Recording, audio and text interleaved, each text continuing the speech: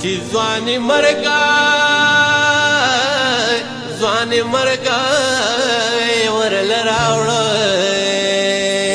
ظلم کی انتہا، نہ زمین پٹی نہ آسمان گرا. ثوابی مانیری بالا کے محلہ حمل خیل سے تعلق رکھنے والا 21 سالہ سمام ولد محمد اقبال کو گزشتہ روز کسی نے بے دردی کے ساتھ قتل کر کے لاش بوری میں بند کر کے گجو خان میرا میں پھینک دیا تھا. ذرائع کے مطابق سمام 21 فروری کو لاپتہ ہو گیا تھا. تفصیلات کے مطابق 2 روز قبل گجو خان میرا سے ایک بوری بند لاش ملی تھی.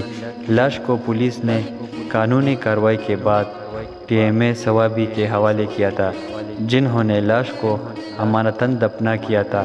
تاہم آج اس لاش کی شناخت 21 سالہ سمام ولد محمد اقبال سکنئی مانیری بالا سے ہو گئی.